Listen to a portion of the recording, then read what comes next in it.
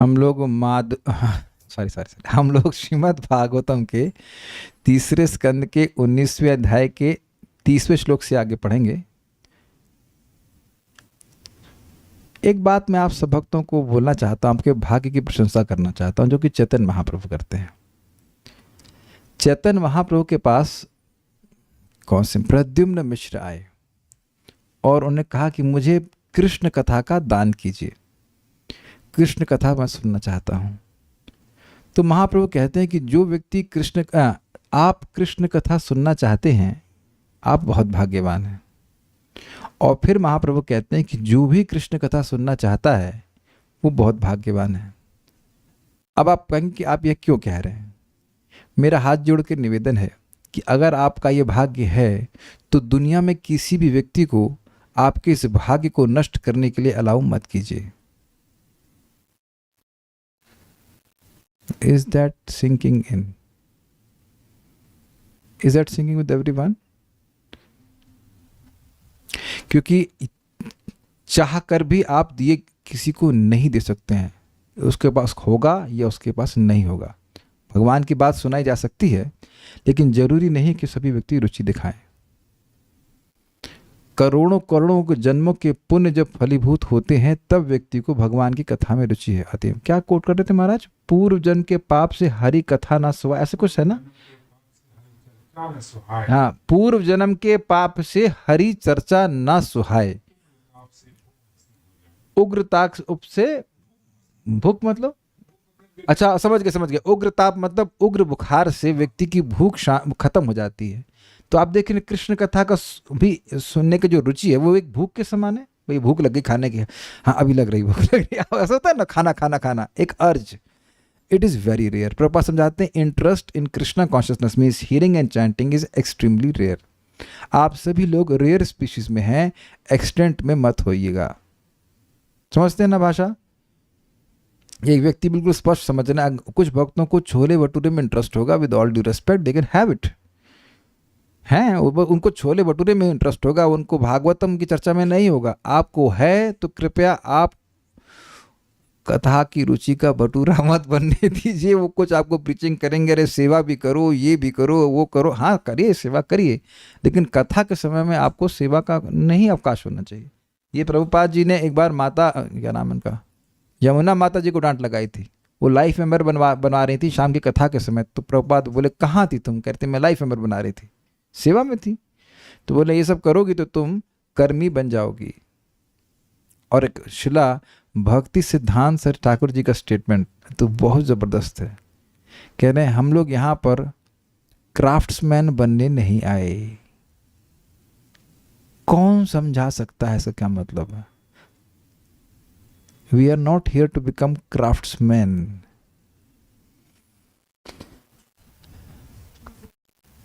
ये आप लोग का चैट कुछ दिख क्यों नहीं रही है? अजीब सा दिख रहा है, ये क्या हो रहा है?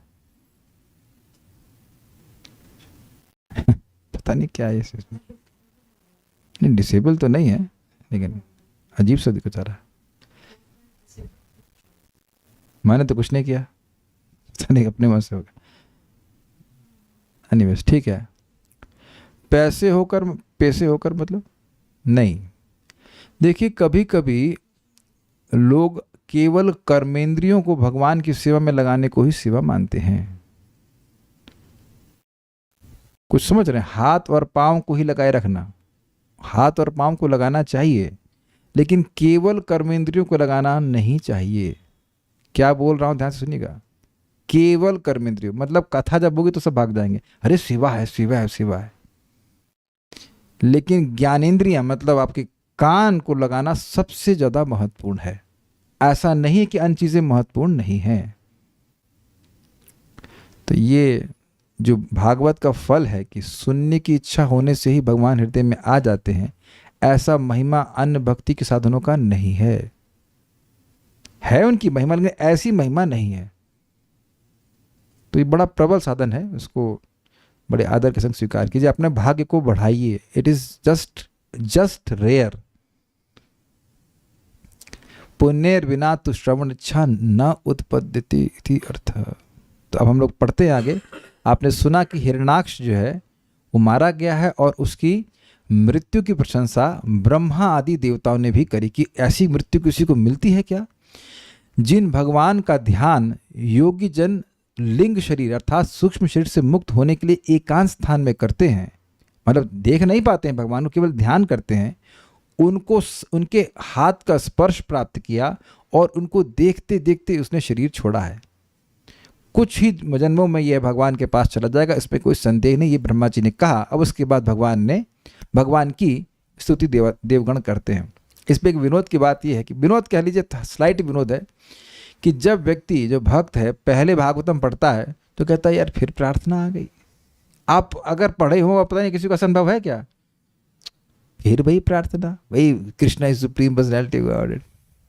मेरा तो अनुभव ऐसा था, स्पेशली कृष्णा बुक पढ़ते हैं वहाँ भी प्रार्थना, स्टोरी के बीच में प्रार्थना क्यों आ जाती है, आगे हटा उसको, आगे बढ़ते हैं। लेकिन मैं अब जैसे जैसे हम लोग थोड़ा सा समझते हैं तो प्रार्थनाओं में बहुत सुंदर सुंदर बातें समझ में आती हैं। तो जब भी प्रार्थना आती तो बड़ा अच्छा लगता है। अब पता नहीं कितने लोग, कुछ लोग, आप लोगों के साथ अनुभव इसलिए ऐसा नहीं क्योंकि आप मेरे साथ पढ़ रहे हो, कितने लोग यहाँ ऐसे हैं जो मेरे साथ भागवतम पढ़ रहे हैं और उससे पहले कभी नहीं पढ़े। कल्याण प्रभु आप, तो इसलिए आप लोगों को अनुभव नहीं है। लेकिन अगर आप लोगों ने अपने से पहले पढ़ा होता तो आप लोग ये कहते ये क्या है, इससे ना फिर भाई, अरे माता कुंती भी तो ये बोल रही कृष्ण भगवान है, तो देवता फिर बोल रहे हैं, तो क्या बोलने की जरूरत है ये दोबारा, ये प्रॉब्लम होती है। लेकिन एक्चुअली आपने अनुभव किया होगा कि प्रार्थनाओं में बहुत सुंदर सुंदर बातें समझ में आती है। तो चलिए देखते हैं, एक ही श्लोक है प्रार्थना का, मेरे पीछे बोलिए। देवा ऊचुः नमो नमस्ते खिल यज्ञ तंतवे स्थितौ ग्रहीतामल सत्वमूर्तये। नमो नमस्ते खिल यज्ञ तंतवे स्थितौ ग्रहीतामल सत्वमूर्तये। दिष्ट्या हतोऽयं जगता मरुन्तुद् त्वत्पाद भक्त्या वयमीश निर्वृताः। दिष्ट्या हतोऽयं जगता मरुन्तुदस् त्वत्पाद भक्त्या वयमीश निर्वृतः। देवा ऊचुः नमो नमस्ते खिल यज्ञ तंतवे स्थितौ ग्रहीतामल सत्वमूर्तये।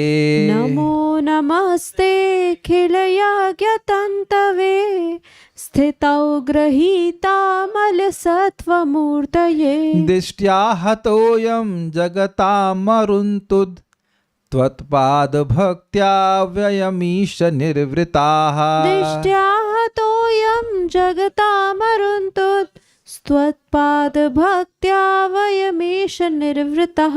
बोलिए। देवा ऊचुः नमो नमस्ते खिल यज्ञ तंतवे स्थितौ ग्रहीतामल सत्वमूर्तये। नमो नमस्ते खिल यज्ञ तंतवे स्थितौ ग्रहीतामल सत्वमूर्तये। दिष्ट्या हतोऽयं जगता मरुन्तुदस् त्वत्पाद भक्त्या वयमीश निर्वृतः। दिष्ट्या हतोऽयं जगता मरुन्तुस् त्वत्पाद भक्त्या वयमीश निर्वृताः।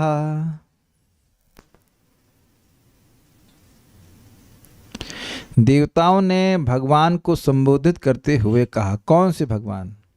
वराह भगवान। हम आपको नमस्कार करते हैं। क्यों नमस्कार करते हैं? क्योंकि आप समस्त यज्ञों के भोक्ता हैं और आपने शुद्ध सात्विक भाव में विश्व की स्थिति बनाए रखने के लिए वराह रूप धारण किया है। ये हमारा सौभाग्य है कि समस्त लोगों को कष्ट देने वाला असुर आपके हाथों मारा गया और हे भगवान, अब हम आपके चरण कमलों की भक्ति करने के लिए स्वतंत्र हैं। तो इन लोग क्या दिक्कत हो गई थी? ये जाकर स्वर्ग से सबको भगा दिया था। हम जिस फ्लैट में रह रहे हैं वहाँ से भगा दिया जाए तो भक्ति करने में कुछ दिक्कत आती है कि नहीं? अनलेस आप परमहंस हो। परमहंस तो सब लोग नहीं होते हैं। तो अब देखिए, श्लोक आपके सामने है, लेकिन एक मन में विचार नहीं आएगा कि हिरणाक्ष तो किसी देवता को मारा नहीं था। आपने एटलीस्ट जो कथा सुनी उसमें तो नहीं मारा ना। स्वर्ग गया, वो सब सरेंडर बोल दिए, भाग गए चुपचाप। तो अब कोई स्वर्ग का राजा है, उसका स्वर्ग छीन लिया जाएगा तो क्या उससे कुछ डिस्टर्बेंस नहीं होगा? भाई स्वर्ग में देवता है लेकिन वो अब शुद्ध भक्त तो नहीं है। शुद्ध भक्त तो कोई फर्क नहीं पड़ता, हाथ पैर काट के कुएं में फेंक दीजिए जैसे जयदेव गोस्वामी, उन्हें कोई दिक्कत नहीं है। लेकिन इसको उन्होंने पीड़ित, इसने उन सबको परेशान किया था। दे आर मैनेजर्स, तो मैनेजर को कुछ भौतिक सुविधा भी डिस्टर्ब कर मतलब नहीं मिल रही है तो वो भी एक डिस्टर्बेंस है ना, प्लस भय, कभी आकर अटैक कर देगा, क्या कर देगा, तो ये सारी परेशानियां थी। इस हिरणाक्ष के भय से वह निवृत्त हुए थे और भक्ति कर पा रहे। देवा उचुहु, देवताओं ने कहा, ईश हे प्रभु, ते नमः नमः, आपको बारंबार नमस्कार है। क्यों नमस्कार है? अखिल यज्ञ तंतवे, आप समस्त, अखिल मतलब समस्त, आप समस्त यज्ञों के भोक्ता हैं। इसका अर्थ समझ लें आप लोग। देखिए यज्ञ किन चीजों से उत्पन्न होते हैं? नहीं, भोक्ताराम यज्ञ तब सम तो आपने बताया, लेकिन इसका मतलब समझते हैं आप? हम लोग कई बार इस बात को सुने हैं, यज्ञ के भोक्ता से क्या मतलब समझते हैं? माइक ऑन कीजिए, कुछ पूछा जाए। इधर भी ऑन है, ऑन तो कीजिए, ऑन है। कृष्णा प्रभु बताइए, यज्ञ के भोक्ता नहीं, अरे जो समझ में आता है वो बताइए, ऐसा नहीं कि जो है वो बताइए। आप समझते हैं कि यज्ञ के भोक्ता का मतलब क्या होता है? भोक्ता मतलब क्या होता है? को भोगता है, माइक पे बोली। हाँ, जो उसको प्राप्त करता जो किसी भी वस्तु को भोगता है। अच्छा, और यज्ञ का भोक्ता मतलब?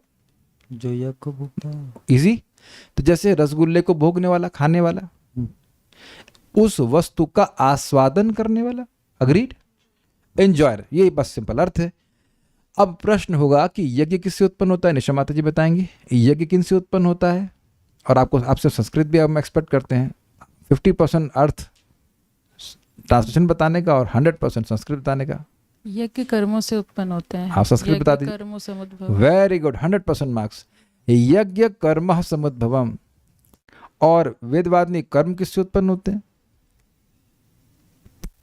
पूर्व के संस्कार से। पूर्व के संस्कार से। गलत तो नहीं कहा आपने, लेकिन जो पूर्व के संस्कार से कर्म होते हैं उससे यज्ञ उत्पन्न होते हैं। निशा माता जी चलिए बैडमिंटन खेलते हैं, आप लोग के हम बढ़ा देते हैं। तो इन्होंने कहा कि पूर्व के संस्कार से कर्म उत्पन्न होते हैं। बिल्कुल गलत, इच्छाओं से तो नहीं, गलत नहीं, सही बोल रही हैं। तो अब जो आपने कहा कि कर्मों से यज्ञ उत्पन्न होते हैं, तो ये उन्हीं कर्मों के बारे में बोल रही हैं। आपने कहा कि कर्मों से यज्ञ उत्पन्न होते हैं, बिल्कुल सही है। इन्होंने कहा कर्म पूर्व के संस्कार से उत्पन्न होते हैं, तो दोनों बातें सही है ना? कितने लोग समझ पा रहे हैं मेरे प्रश्न को? पूर्व के संस्कार, अब मैं अगर ये बोलूंगा तो समझ में आ जाएगा। भाई पूर्व के संस्कार से मैं मुर्गा खाता हूं तो यज्ञ हो गया ना? ये बोलिए वेदवादिनी। कर्म यानी नियत कर्म, और वह वेद से प्रकट होते हैं। कर्म ब्रह्मोद्भवम विद्धि ब्रह्माक्षर समुद्भवम तस्मात् सर्वगतम ब्रह्मन् नित्य यज्ञ प्रतिष्ठितम। ब्राह्मण का कर्म, क्षत्रिय का कर्म अर्थात उसकी ड्यूटी, कर्तव्य। ऐसा नहीं कि मुर्गा चबा रहे, हड्डी चबा रहे और कहे कि मैं कर्म कर रहा हूँ। जैसे आजकल लोग बोलते हैं हम अपना कर्म कर रहे हैं। कुछ भी कर, कर्म कर, फल की इच्छा मत कर, चाहे कुछ भी कर, ऐसा नहीं है। Got it? आपने गलत नहीं बोला। इस जगत में लोगों जो कर्म है वो उनकी पूर्व संस्कार से उत्पन्न हो रहे हैं, लेकिन उस कर्म से यज्ञ नहीं हो रहा है। अगर आप माइक लीजिए, अगर आप दाल चावल खा रही हैं तो वो यज्ञ है? नहीं, वो कर्म है। अगर वो कर्म है, लेकिन वैसा कर्म नहीं जिसे वो यज्ञ कहा जाएगा। जब आप भगवान को अर्पण करते हैं तब वह यज्ञ कहलाया जाएगा। Is it okay? वहां पे भी एक्शन है, लेकिन वो यज्ञ तभी कहलाया जाएगा जब वो भगवान की प्रसन्नता के लिए किया जाएगा। तो वो कर्म जो भगवान की प्रसन्नता को प्रसन्न करने वाले हैं, ये है वो कर्म जो यज्ञ के रूप में होते हैं। यानी कि वो सारे कर्म जो भगवान की प्रसन्नता के लिए किए जाते हैं, उनके भोक्ता भगवान है। कोई मुर्गा खा रहा है तो भगवान उसके भोक्ता नहीं है। और इसका मतलब है कि देवता हूं चाहे मनुष्य हूं, उन सभी के कर्म जो शास्त्र के अनुसार हैं उसके इंजॉयर भगवान है, मैं नहीं हूं। जैसे भोजन आपके सामने आया, आप कैसे थाली में लेते हो? हाथ से लेते हो, तो हाथ कितना ग्रहण करता है? इसमें से सारा कुछ हाथ पकड़ता है, लेकिन ग्रहण कुछ भी नहीं करता है। किसके लिए करता है? जो सारा कार्य करता है पेट के लिए करता है। अब समझ में आ गया? भोजन का इंजॉयर कौन हुआ? पेट हुआ। समझ में आ रहा है? सिंपल। इसी प्रकार से व्यक्ति तभी सुखी हो सकता है जब उसके कर्म भगवान को सुखी करने वाले हो। आप कहेंगे प्रभु जी तो 1000 बार सुन चुके हैं। आज हमको एक भक्त मिले जो कुछ दिन से, कैसे कुछ 1-2 साल से ही भक्ति से अलग हो गए। तो अब वो फिर वापस आए, उनको प्रसन्नता हुई, लेकिन वह अपनी अप्रसन्नता को समझ पा रहे हैं कि ये जो सारे कर्म कर रहे हैं, जिसमें प्रोग्रामिंग क्या है, बस मैं ये सारे कर्म कर लूं और उसके बाद मैं सुखी हो जाऊंगा। तो क्या वो व्यक्ति सुखी हो सकता है? कभी नहीं हो सकता। तो क्यों नहीं हो सकता बताइए, निशा माता जी बताइए, क्यों नहीं हो सकता है? बस मैं ये थोड़े से कर्म कर लूं, 1-2 साल में डिग्री प्राप्त कर लूं, ये कर लूं और मैं सुखी हो जाऊंगा। क्यों नहीं हो पाएगा बताइए, क्या दिक्कत है? क्योंकि शास्त्र के अकॉर्डिंग नहीं है और भगवान खुश नहीं होंगे। धीरे जोर से बोली, सही बोल रही हैं। शास्त्र के अकॉर्डिंग नहीं है और ये भगवान खुश नहीं होगी, भौतिक कर्म है। यस, नहीं, पॉइंट भौतिक की नहीं है। मान लीजिए कोई बिल्डिंग बना रहा है, तो उससे भगवान संतुष्ट नहीं हो सकते हैं। अगर वहाँ मंदिर है तो वो खुश। एग्जैक्टली। अब मैं स्पीकर को रिपेयर कराने के लिए गया इतना दूर, तो क्यों गया था बताइए? भगवान की सेवा, उसमें हम कीर्तन अच्छे से कर पाते हैं, तो क्या उससे भगवान संतुष्ट होंगे? हाँ जी होंगे, क्यों नहीं होंगे? इवन मैं अपना माउस भी रिपेयर कराने गया, तो माउस भी तो इसीलिए लैपटॉप को हम चलाते हैं, क्लास चलाते हैं, तो ये ऐसे तो देखने में भौतिक कर्म है। मेरे बगल में भी और लोग आए थे, माउस रिपेयर करा रहे थे, तो वह कर रहे थे भौतिक कर्म, और मेरा था कर्म आध्यात्मिक। आप सभी लोग खाना खाते हैं, दुनिया में सभी जगह चूल्हे जल रहे हैं, तो वो भौतिक और आध्यात्मिक कब होता है? जिसका संबंध भगवान से होता है। अब ये व्यक्ति को समझना चाहिए, हम सबको सुख चाहिए ही, लेकिन जब तक वह यज्ञ नहीं होगा हम सुखी नहीं हो सकते, क्योंकि यज्ञ के, एकमात्र यज्ञ के एंजॉयर भगवान है। भगवान तभी संतुष्ट होते हैं जब यज्ञ होता है।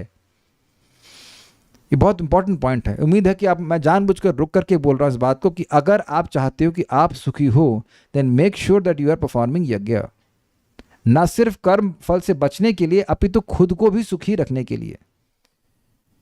प्रभुपाद बड़ा सुंदर एग्जाम्पल देते हैं, डेफिनेशन देते हैं। यज्ञ means denying the interest of the senses. जो इंद्रिय चाहती हैं वह ना करे, जो भगवान चाहते हैं वह करे। तो इसलिए यज्ञ के भोक्ता हैं, मतलब भगवान यज्ञ के द्वारा सुखी होते हैं। Got it? और स्थितौ जगत के पालन के लिए अमल सत्व मूर्तये। अमल मतलब इसमें मल ना हो। मल किस चीज का है?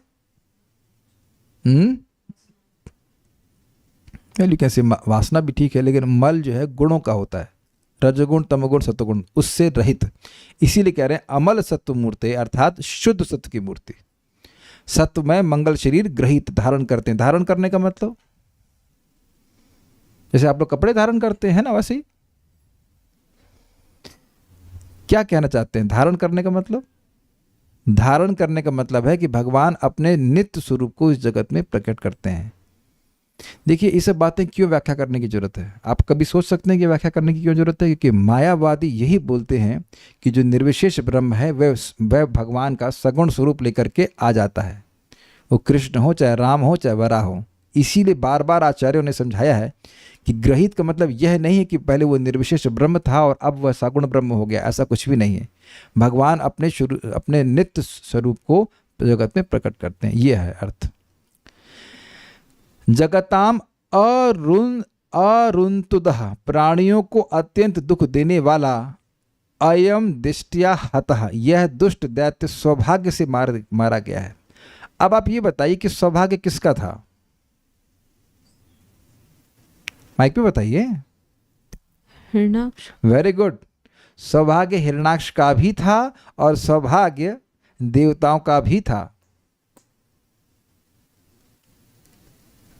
अभी पिछले श्लोक में सुना ना आपने कि ऐसा सौभाग्य किसको प्राप्त होता है कि भगवान के हाथ से मरे। तो एक अर्थ यहां समझेंगे कि यह सौभाग्य से मारा गया, कि इसका भाग्य है कि आपके हाथों मारा गया। दूसरा सौभाग्य हमारा है कि मारा गया, हमको बड़ा परेशान कर रहा था। दोनों ही अर्थ में आप उसको ग्रहण कर सकते हैं। दिष्टा मतलब सौभाग्य से, और हता मतलब मारा गया। वयम, अब हम सब लोग, तत्पाद, आपके चरणों की भक्त्या निर्वृतः, भक्ति के प्रभाव से सुखी हो गए। अब हमें कोई टेंशन नहीं है। देवाऊचु नमो नमस्ते अखिल यज्ञ तंतवे, नमः नमः, बार बार आपको नमस्कार है। कौन हूं मैं? तो कहते हैं अखिल यज्ञ तंतवे, जो सभी यज्ञों के भोक्ता हैं। स्थितौ ग्रहीता अमल सत्व मूर्ते, जगत के पालन के लिए, स्थिति के लिए मतलब जगत के पालन के लिए आपने शुद्ध सत्व की मूर्ति को ग्रहण किया हुआ है, मतलब धारण किया, प्रकट किया है। दिष्टिया यानी भाग्य से, अयम हतः, यह असुर मारा गया है। कैसा असुर था? तो कह रहे जगताम अरुन्तुद, ये जगत को रुलाने वाला था, दुख देने वाला था। अब त्वत्पाद भक्ति, आपके चरणों की भक्ति के द्वारा, वयम, हम सब लोग, हे ईश्वर, निर्वृता। शब्द निवृत्ता नहीं है, निर्वृता है। निर्वृता का मतलब होता है असीमित आनंद, खूब आनंद होता है, खूब आनंद है। तो हम आपकी भक्ति करेंगे और खूब खुश हो जाएंगे। आप लोग सब लोग इस बात को स्वीकार ही करेंगे कि भाई कथा सुन रहे हैं, अब इस समय घर में कहीं झगड़ा होने लग जाए, चिल्लम चिल्ली होने लग जाए तो दिक्कत होती है ना भक्ति करने में। देखिए, जो सामान्यतः जो भक्त हैं वो किसी को परेशान करने में इंटरेस्टेड नहीं होते हैं, और जो सामान्यतः असुर होते हैं वह परेशान करने में ही इंटरेस्टेड होते हैं।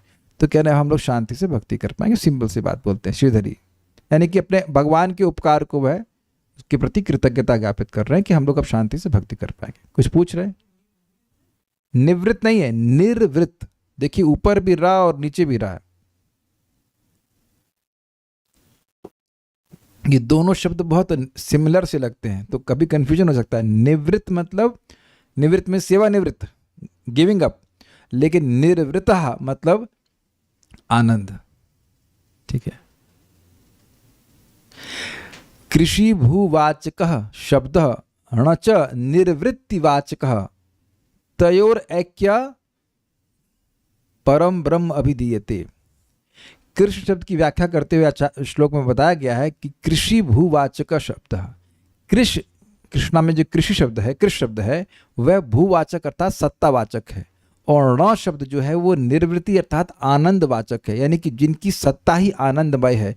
इसलिए इस शब्द से इति कृष्ण क्या कहता, कृषि भूवाचका शब्द न च निर्वृत्तिवाचक तयोर ऐक्य परम ब्रह्म अभिधीयते। एक बूझ का शब्द भूल रहा हूं मैं।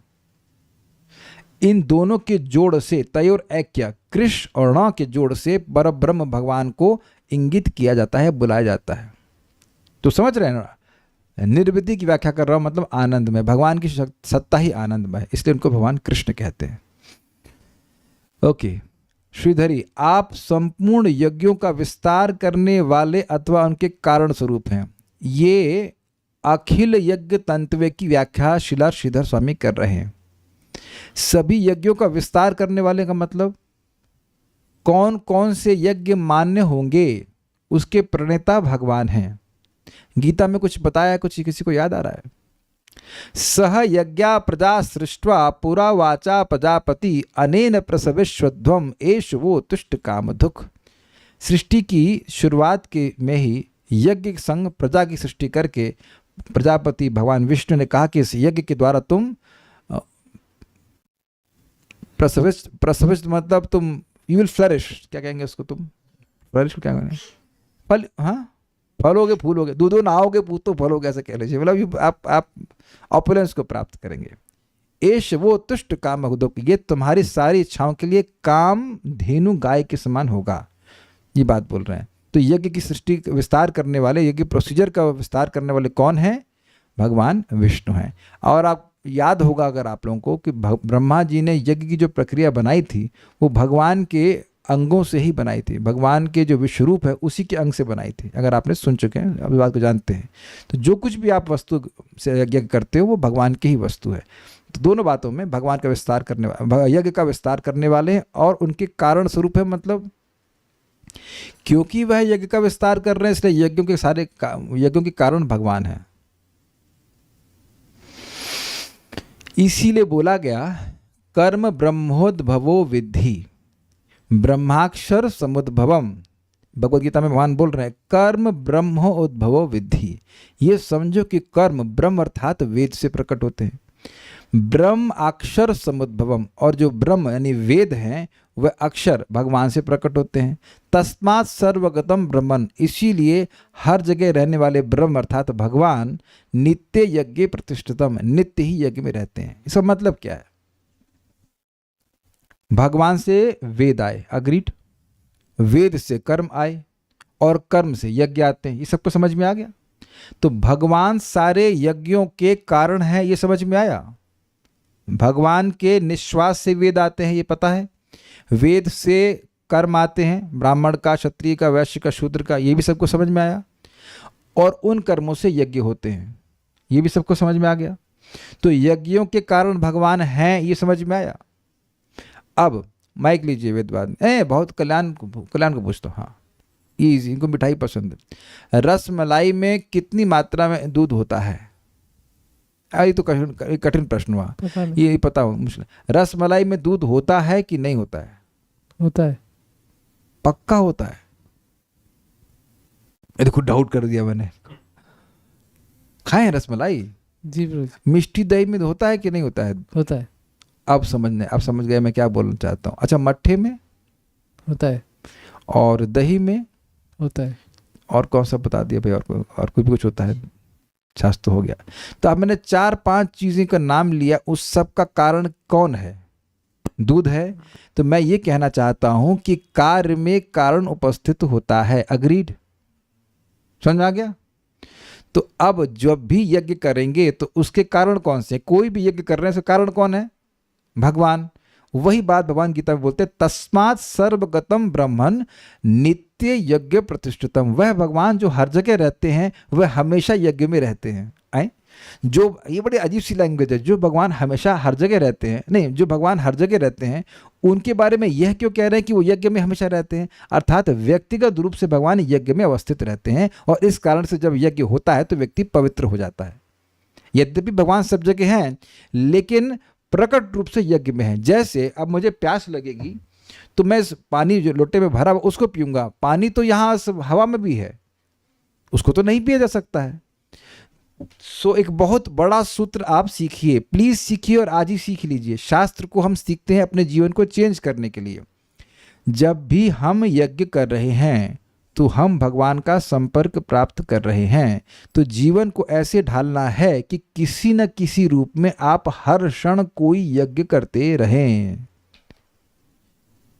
ये इस बात से आ रहा है कि भगवान यज्ञ के कारण स्वरूप हैं। क्या आप लोगों को बहुत बड़ी बात समझ में आ गई कि नहीं आ गई? इट्स नॉट कि जब आप हरे कृष्ण मंत्र कर रहे हैं तभी आप यज्ञ कर रहे हैं, जब आरती कर रहे हैं तब भी यज्ञ कर रहे हैं, जब भागवत सुन रहे हैं तब भी यज्ञ कर रहे हैं, जब प्रजल्प कर रहे हैं तब भी यज्ञ कर रहे हैं, जब प्रजल्प कर रहे हैं तब भी यज्ञ कर रहे हैं। हाँ, कल्याणपुर तुरंत ऑब्जेक्शन करें, नहीं नहीं ये कौन सा यज्ञ है? तो आप समझ गए जानबूझ के हम गलत बोले। जब प्रजल्प कर रहे हैं तो यज्ञ नहीं कर रहे हैं। और यही व्यक्ति को लगातार, अब जब तक वो एटलीस्ट जागृत रहता है, अपना लाइक टॉल बूथ लगाए रखना चाहिए कि भाई मेरी वाणी से न तो फालतू बात बोली जाए न फालतू बात सुनी जाए कान से, उससे बहुत खराबी हो जाती है। Make sense? यहाँ कुछ कह रहे हैं कि एक भक्त ने मुझे डाउट पूछा, ये आप लोगों का क्या दिख रहा?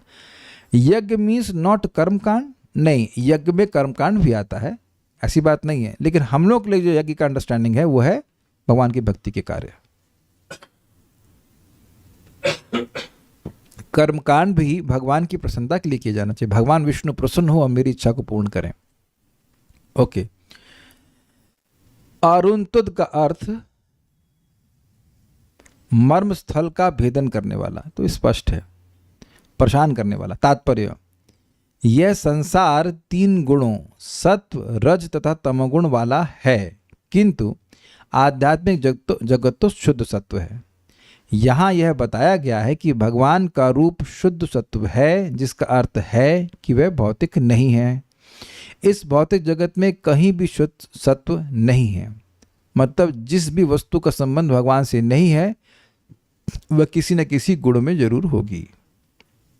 भागवत में शुद्ध सत्व अवस्था का कोश सत्वम विशुद्धम कहा गया है। सत्वम विशुद्धम वसुदेव शब्दितम, उसको वसुदेव स्टेट भी कहते हैं। अब अगर आपको याद आ रहा हो तो हम तुरिया की बात कर रहे थे। तुरिया मतलब 4th स्टेज। 3 स्टेजेस कौन सी हैं? रजोगुण, तमोगुण, सत्वगुण और उसके बियॉन्ड को शुद्ध सत्व यानी तुरिया स्टेज कहते हैं। विशुद्धम का अर्थ है शुद्ध।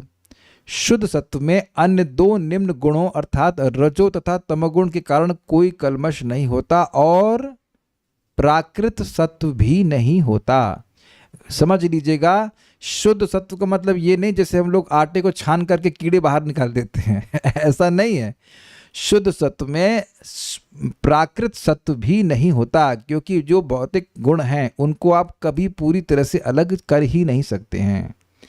सत्वगुण, रजोगुण, तमोगुण आपस में इंटरट्वाइन रहते हैं, कभी कोई बढ़ता है कभी बढ़ता है, आप छान नहीं सकते हैं उनको, कि समझ लीजिएगा। मैं बहुत सारी बातें रिपीट करता हूं ताकि बातें एकदम चित्र क्या कहते हैं, चित्र के पटल एकदम चित्त चित्त पर एकदम छप जाए।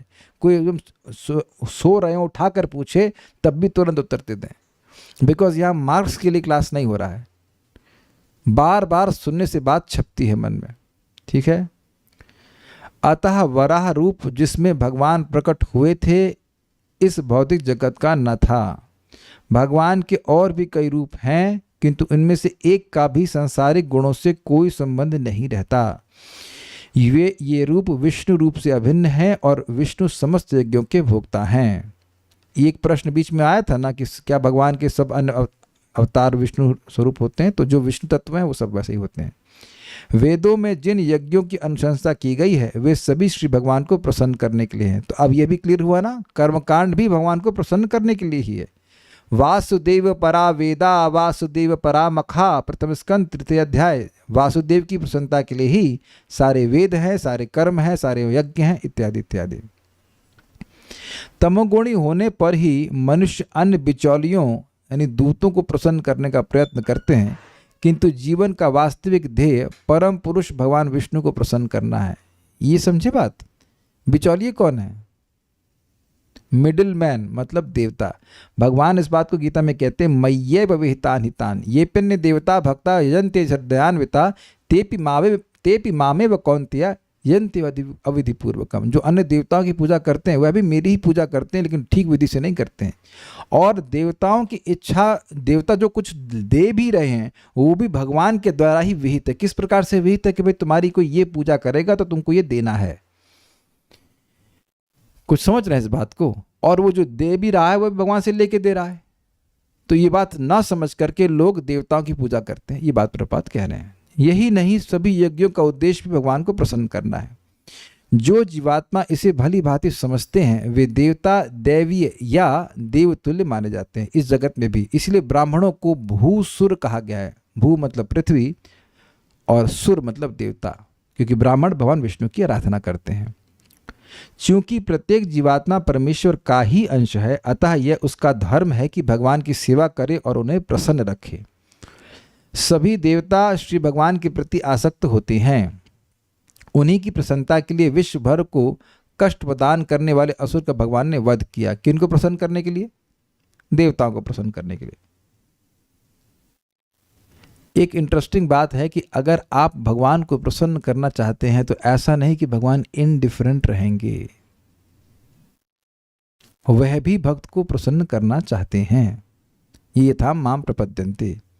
पवित्र जीवन की सार्थकता भगवान को प्रसन्न करने में है, और पवित्र जीवन में जितने भी यज्ञ संपन्न किए जाते हैं वे कृष्ण भावनामृत कहलाते हैं। अभी व्याख्या कर रहा था मैं आपके सामने।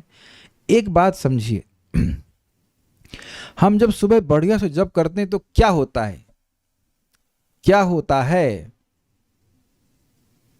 आपको पता है कि क्या होता है? सब लोग चुप, लग रहा है किसी को कुछ पता ही नहीं क्या होता है। उत्साह। Not this answer. Well it is baby, but what is the answer? लग रहा है लोग टाइप भी नहीं कर पा रहे बेचारे। हाँ कुछ अजीब सा, लेकिन फिर भी दिख रहा है बस सेवा करने का मन अच्छे से, भगवान चित्त में आ जाते हैं। एक छोटा सा एक वर्ड है, प्यूरिफिकेशन। शुद्ध सत्य में स्थित होते हैं। अच्छा चलिए, अब हो गई, मैं तो भी स्ट्रगल कर रहा हूं, लेकिन प्यूरिफिकेशन होता है ये समझ में आता है। जब हृदय पवित्र होता है तो जीवन का लक्ष्य समझ में आने लगता है। थ्योरी में नहीं, रियलाइजेशन में, कि मेरे जीवन का उद्देश्य भगवान को संतुष्ट करना है। और जब मैं भगवान को असंतुष्ट करने वाले कार्य करता हूं तो मैं खुद भी असंतुष्ट ही हो जाता हूं, in a realized way, not by theory. और इस बात को प्रभुपाद समझाए कि नाम उच्चारण करने से व्यक्ति को रियलाइजेशन हो जाता है कि उसके एकमात्र प्रेमास्पद कृष्ण हैं।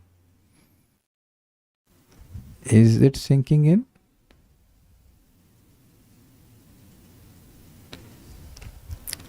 Make sense?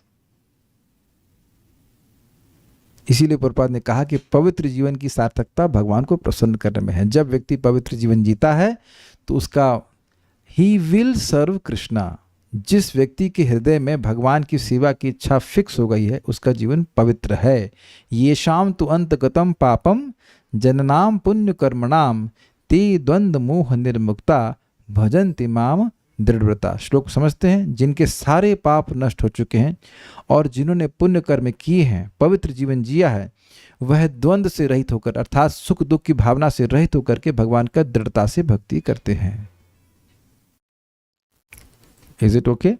ये प्रास समझा रहे हैं। यह कृष्ण भावनामृत भक्ति योग के द्वारा विकसित किया जाता है, जिसका यहाँ स्पष्ट उल्लेख हुआ है। अगला श्लोक हम कर लेंगे क्योंकि 15 मिनट बाकी, जल्दीबाजी में नहीं पढ़ाना चाहता। इसके बाद मैत्री जी मुनि कुछ कहते हैं, वो कहते हैं कि भगवान वापस चले गए, लेकिन बहुत जल्दीबाजी में नहीं करेंगे ना, लंबा है तो हम इसको कल करेंगे। विल जस्ट, हमने आज एक बहुत बढ़िया बात सीखी है और आप लोग प्लीज़ बात को समझिए कि भगवान सभी यज्ञों के कारण हैं और कारण कार्य में विद्यमान होता है, इसलिए कभी भी कोई यज्ञ होगा तो भगवान वहाँ पे होंगे। जप यज्ञ, कथा यज्ञ, आरती यज्ञ, प्रसाद यज्ञ, anything to do with Krishna means contact with Krishna, क्योंकि वहाँ पे होंगे ही। जैसे आप दूध की कोई भी वस्तु बना खाओगे तो वह डेयरी प्रोडक्ट में होगा। जैसे कि अभी हमने सुना है कि डेयरी प्रोडक्ट्स हमको नहीं खाने हैं, तो जब भी मैं सोचता था इस बात को तो मन में आया घी खा सकता हूँ क्या? अब आप ये बताइए कि घी में दूध है कि नहीं है? कल्याण प्रभु क्या लगता है आपको? है? घी में कहाँ दूध है? राधिका प्रभु घी में दूध होता है? अरे आप भी यार कोई तो सपोर्ट करो। कृष्णा प्रभु घी में भी दूध होता है? तो कैसे घी में दूध होता है बताइए? दूध से आता है बस, आप समझ गए ना। और छाछ, तो आप समझ गए ना कि दूध का किसी भी प्रोडक्ट को आप संपर्क कर रहे हैं तो वो दूध का संपर्क माना जाएगा, चाहे रूप कुछ भी हो। तो उसी प्रकार से अगर आप कोई भी यज्ञ कर रहे हैं, मतलब भक्ति का कार्य कर रहे हैं, तो भगवान का संपर्क प्राप्त है। लेकिन एक इसमें क्लिक है, क्लिक बनेगा, everything in its place and a place for everything. सारी क्रियाएं भगवान के संबंध में होनी चाहिए, लेकिन सारी क्रियाएं उनके स्थान में होनी चाहिए। जैसे मंगल आरती के समय आप महाप्रसाद तो नहीं गाएंगे, है ना, माइक पर आप मंगल आरती गाए महाप्रसाद गोविंद, तो तुरंत उसको बाहर किया जाएगा, है ना। और अब मान लीजिए 9 बज गया, मंदिर में बोलना चाहिए संसार दावन तो आप समझ गए कि जब प्रसादम हॉल में बैठा हुआ है तो संसार दावन तो नहीं गाएगा ना। कुछ समझ में आ गया ना बात? अग्रीड? भगवान को अब आरती दिखा रहे हैं तब तो आप जप नहीं कर सकते हैं, तो कौन सी क्रिया कब करनी है ये समझ लेंगे तो भक्ति में सुखी रहेंगे। मंगल आरती कर लिया तो सुबह अपना जप पूरा कर लीजिए, वो यज्ञ उस समय जरूरी है। ये नहीं कि जब आपको बोला गया कि भाई कुछ सेवा कर लीजिए, प्रभु जी संख्या माला बाकी है, नहीं नहीं नहीं, मैं गलत है ये। You do it before, do it before. Make sense to all the devotees here. सीखिए इस बात को। जब प्रसादम का समय तो प्रसाद पाइए, जब कथा का, जब शाम के समय कथा का समय है तो अब वो माला पूरी कर रहा है कोई व्यक्ति, तो तुम सुबह काहे नहीं किए?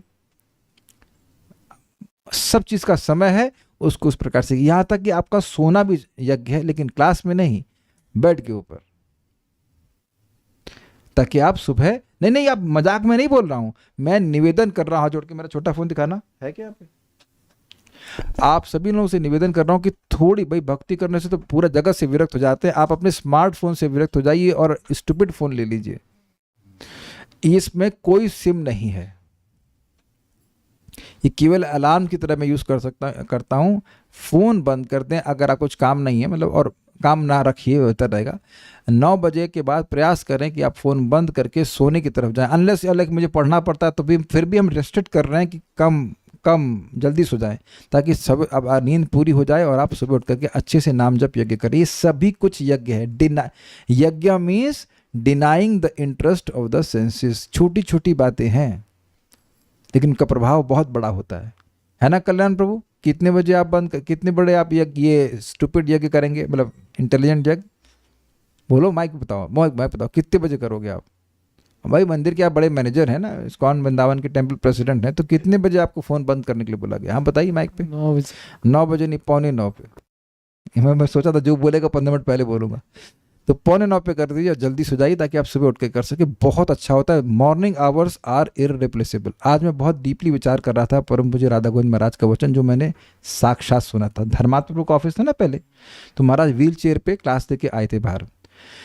तो महाराज से मैंने पूछा कि महाराज जी, प्रचार भी करना चाहिए, साधना भी करना चाहिए, तो किससे हम कैसे तोलें, क्या करना चाहिए? तो उन्होंने कहा देखिए, हमेशा अपने बारे में नहीं सोचना चाहिए और हमेशा दूसरे के बारे में नहीं सोचना चाहिए।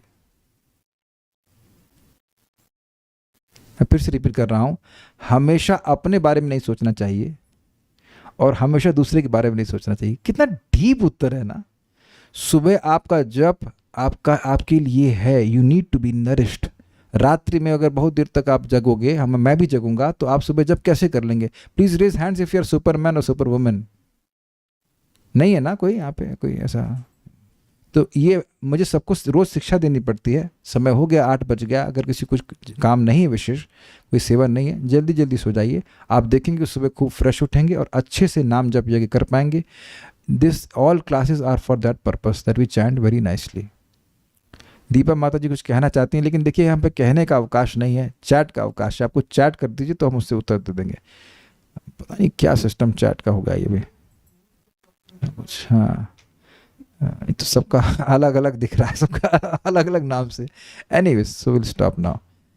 Thank you so much. आज आप लोगों की फीस ये है कि अगर कोई काम नहीं है तो जल्दी सो जाइए और एक गौरव प्रभु एक स्टूपिड फ़ोन खरीद लीजिएगा। Smartphone is just too smart, है ना, टाइम बर्बाद करवाता है। और जल्दी सो जाइएगा। हाँ, तो हम प्रयास करेंगे चैतन्य भागवत को शुरू करने का। Will see how what we can do. Srila Prabhupada की जय, श्रीमद् भागवतम की जय, निताई गौर प्रेमानंदे।